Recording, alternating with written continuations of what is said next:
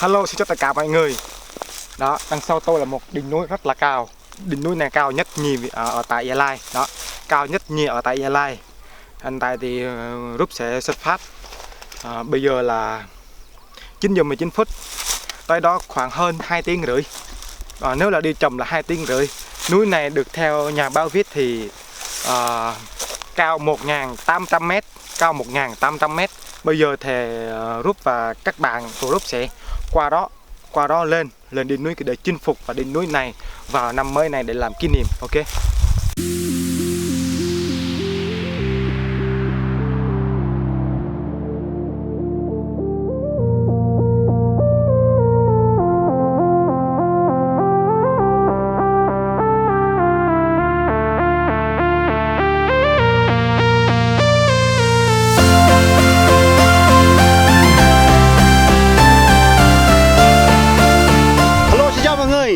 Ta cảnh mới được tới đi. Hôm nay anh em của chúng tôi sẽ đi phút. Hôm nay là mùng 4 Tết, em chúng tôi sẽ đi phút chữ năm. Bữa anh em chúng tôi đi phút nuôi trên người rồi thấp quá, bây giờ muốn lên cao hơn nữa. Tết mà chơi hết Tết Chủ nhật thôi là cũng chơi nên đi làm rồi. Hello, xin chào tất cả mọi người. Hôm nay chúng tôi lên chữ năm để đi phượt núi. Và các bạn cũng biết đây, ai cũng mệt hết, mồ hôi đổ đầy người hết. Vâng, chỉ nhắc nhẹ nào chúng tôi đang rất mệt, xin thông báo.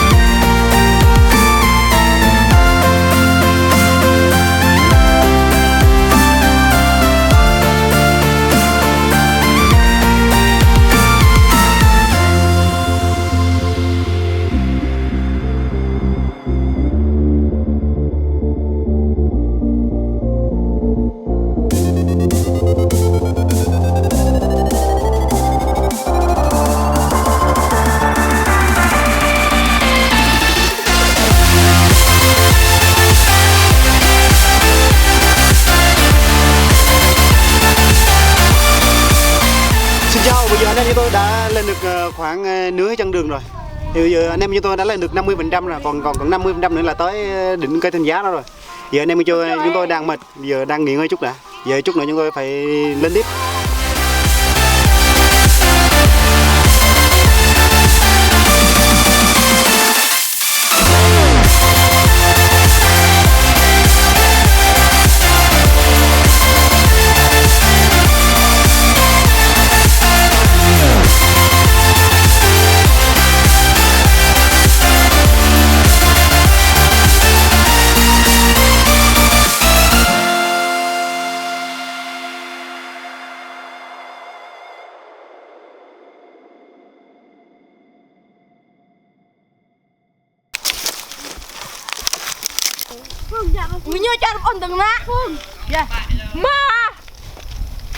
Như các bạn đã thấy thì hiện tại Rút đang ở gần đỉnh núi mà Rút sẽ đến sẽ tới.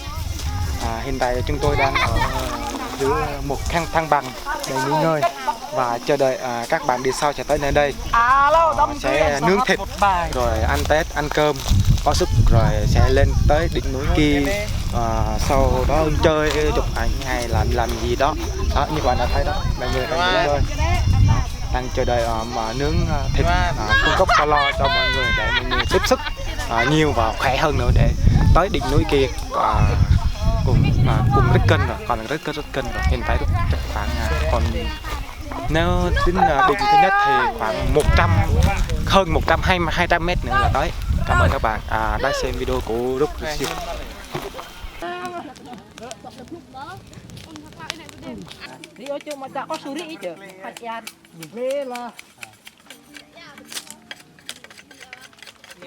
nhằm xã an toàn xã nữa nè thì có khí á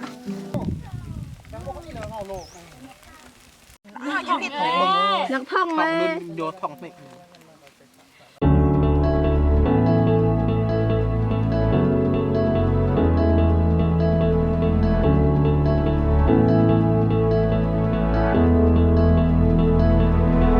Without you, I remember myself, my name.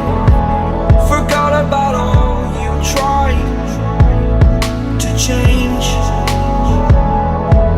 Familiar was the sound of your voice as I continue to walk on by. It has been a year and now I'm living on the line. It has been a year and now I'm thinking what's mine, that I'm better off right here without you.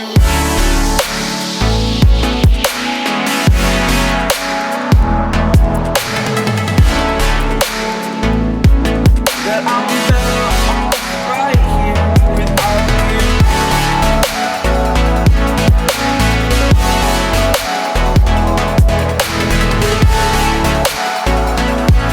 That I'm better off right here without you. Forgetful, I admit that I've lost my place. My memory's gone erased. Like a scratch, only the scar remains. For we are better apart from all the pain. Distant like the stars above. There's no love I cannot see. And in a moment, that's when I knew I'm better off right here without you.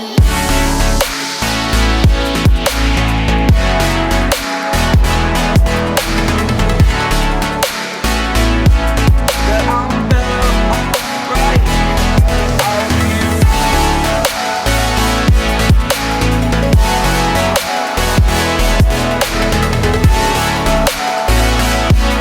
That I'm better off right here without you.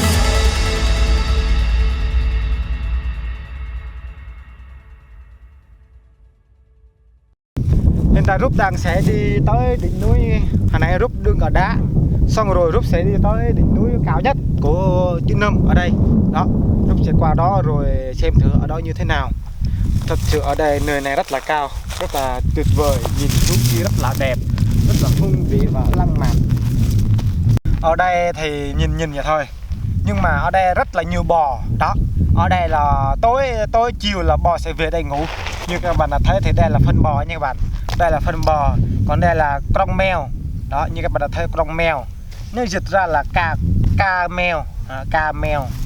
Đó, chúng ta cũng đi thôi.